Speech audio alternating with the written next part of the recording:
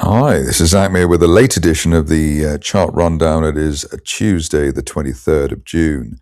Starting off with the FTSE 100, which has had a bit of a dance either side of the 50-day moving average there at 10,399. What you can see is we've had a decent hammer candle today so far and bounced off RSI 50 or just below it. So looking for at least the top of that falling red channel there, 10,540, even if we come back down again. And obviously looking a bit better now with the bounce that we've had over the last couple of days. On the downside, there is a breakdown then today's floor 10332, which was one of the areas we were looking for support to come in. If that's broken, then down towards the 10240 area, but hopefully it won't come to that. On to the situation at the DAX, and here trying to bounce as well after doing a bit of gap filling. You can see that the gap there around 24,700 bounced off that today. And hopefully this will be the final time we have to have a sort of consolidation, a rather boring consolidation, and we'll break through that May resistance line comprehensively at 25,000 and head higher. Best case by the end of next month up towards 26,300. On the downside, if there is a rug pull, then the floor of the channel and the 50-day line there near 24,500, the likely destination. You can see that you've got the 200-day line rising as well, so it's the 50 and 200-day lines both rising.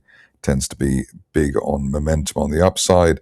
RSI at 55 is in a good place for further gains.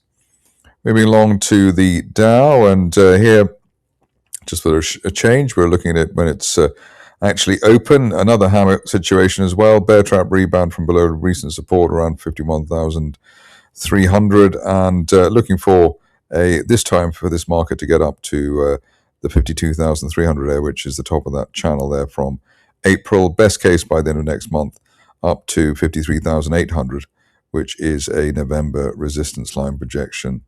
And unless we break back below the floor of the channel there, 50,500, we're looking for that basically by the end of next month. RSI's been better than the DAX and the FTSE in the recent past. We're up at 60 now, so in a good place. Moving along to the cryptos, and they have been sickly in the recent past and continue to be sickly now. Seems to be a relationship between the markets stronger, or the equity market stronger, and Bitcoin, and the cryptos weaker. Had a final spike through 65,000 yesterday. That was the old support area from March and failed there. And now the risk is that we'll have another retest of the 59,000 area, which was the early June support.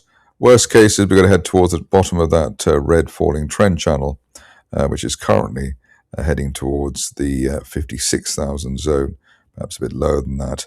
By the end of the month, perhaps even down towards 53 or 54. Ethereum is next, and here where there was quite an extended dance for this market, either side of the old February support there at 1753. We seem to have lost that area now, but yesterday's high 1786, and below that spike, looking for a retest basically at the 1500 zone or even a bit lower. Not quite able to say that we're going to head down to the floor of the channel there towards the $1,000 area. Maybe more likely that the channel is a bit narrow and we head down towards $1,350 to $1,400. Moving on to gold, and here a bit of a battle in terms of trying to avoid a retest of the worst levels towards 4,000. The floor of that channel there currently around 39.80. That's our target at the moment, while we're below recent resistance through 42.30. RSI in a bad place if you're a bull, at least, with the level there around 35. Probably a day or two's worth of falls to get us down to the oversold 30 level out of 100. On to crude oil, and crude oil basically getting weaker by the day, really. The main problem in the last 24 hours is we've lost the 200-day moving average there at 73.90, and below that, not really much to speak of until the old February gap floor there at $68. So that's a bit of a call there, actually, in terms of whether this market will get that weak. RSI oversold, but obviously not that oversold that we could not get down to $68 while we're below the 200-day moving average at the moment.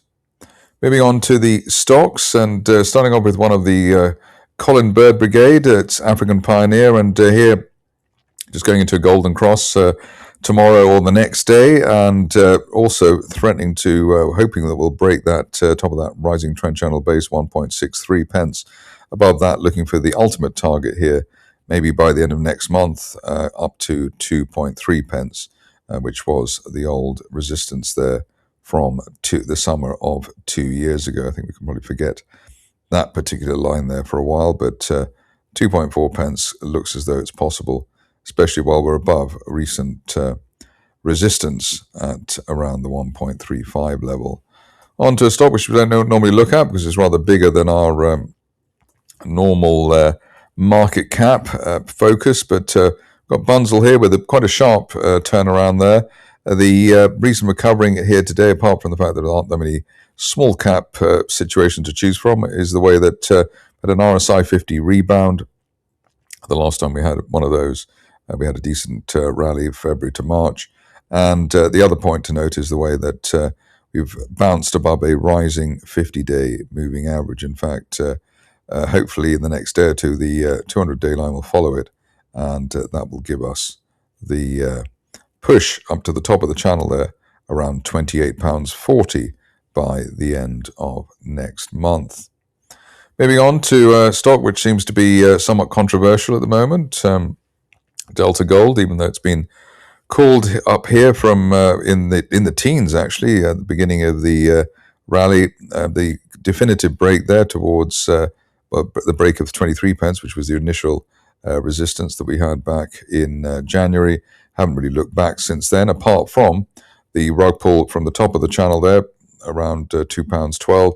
We were hoping that the shares would stay on the right side of the 50-day line there, now at 138, but obviously we've fallen through that, and below that, probably now one would say that there's a risk of a fourth test of the £1 area, even if the shares bounce back after that. If you're a fan of the shares, and there may be one or two people out there, end of day close back into the channel and back above the 50-day line, hopefully will then take us into the low 160s. But at the moment, we have had a breakdown, and we also had a breakdown below RSI 50.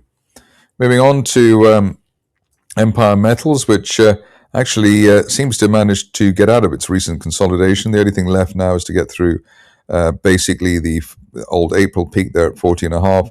Initial target here, 44 pence, and obviously we can get through that quickly in maybe before the end of this month. Then we're looking at a retest of year highs, or 2026 year highs, just shy of 50 pence. Ideally now we'd stay on the right side of that 200-day moving average, just under 38 pence. On to First Class Metals, which is showing some decent strength here, given that there was a placing recently, I believe at 3.8 pence from memory. We've hit or keep on trading around one of the previous targets there, around 3.8 pence. Sustained move through there, and we're looking at just over 5 pence, 5.1 pence by the end of next month. Moving along to a company which had a great update today. Everybody seems to be on fire at the moment, Gear for Music, and here we've had a sideways shuffle breakout, which I didn't notice until today, but breaking through £2.58. The initial target, obviously there, the 200-day line, 279. Need an end of day close above that to open up the prospect of a move to the top of the October rising trend channel at £3.50. Maybe by the end of July. It's quite a punchy chart, but a punchy setup there, especially with the RSI rebound above the neutral 50 level, and then another RSI 50 plus rebound. At this stage, only back below recent broken resistance at £2.58, really delaying the upside scenario. Haven't looked at Manx for a long time, but it looks as though a bit of strength in here, an end of day close through the rising 50-day line there, around 25 pence, it would at least be able to retest May resistance at 28. Best case here by the end of the summer, perhaps, because it's a slow mover, up to 36 pence, which is the top of that rising trend channel from back in October. At this stage, really want to see the shares remain within that channel if whatever happens. That's the floor there, 24 pence. Moving on to a stock which looks quite decent at the moment, sort of crawling up the floor of that rising trend channel there from the turn of the year. The line there, the support line there around 2.6 pence. Above that area, at least above 2.5 pence, then looking for a retest of the 50-day moving average at 3.1 pence well before the end of next month. Nice little RSI 50 rebound there as well, even though we obviously had that rather painful pullback back in May. On to a stock which probably early winners and orphans have been created out of this stock, but with Premier African at the moment, looks like we've got a rising trend channel base, floor of the channel there, 0.019, and above that looking for 0.030 by the end of next month, even though clearly this is a stock which on any strength tends to have to raise money and upset people. But at least on the technical side, it could be it's a credible recovery situation with the 50-day moving average rising off the lows and that rising trend channel. Moving on to the Aquis market, because I love the Aquis market, obviously.